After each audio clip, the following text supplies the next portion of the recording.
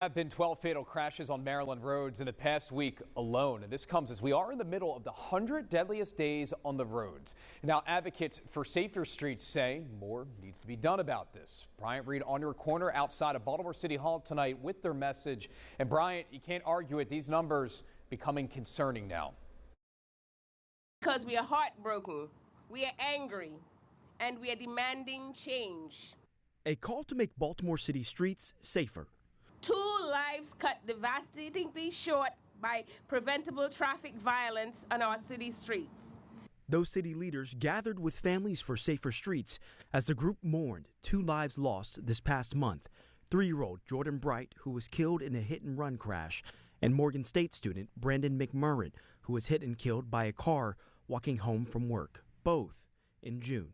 We are here tonight to tell our city leaders that dangerous streets are a choice, and that is a choice Baltimore City can no longer afford to make. The group is now calling on city leaders to make changes to the roads by making them more accessible for walkers, scooters, and bikers. McMurrin's cousin says they were raised together and hasn't recovered from the loss. I never would have expected this to happen, but, the way that our roads are designed, the way that people drive on these roads, it's negligent. There have been 216 roadway fatalities in 2026, according to the Maryland DOT website.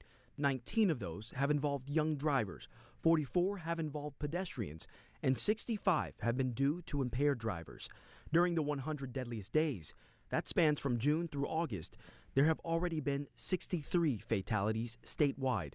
4 have been in Baltimore City this summer. Chrissy Nizer with the Maryland Highway Safety Office says fatalities have decreased the past 2 years across the state, but that's not enough.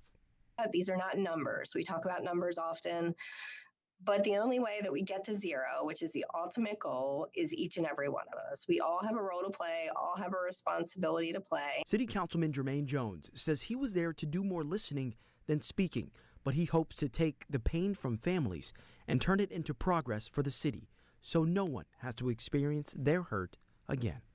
While we can't move as quickly as often we like to, we need to move as quickly as we can and ought to prioritize the areas of the city that we know by the data that are the least safe. That was our Bryant Reed reporting tonight.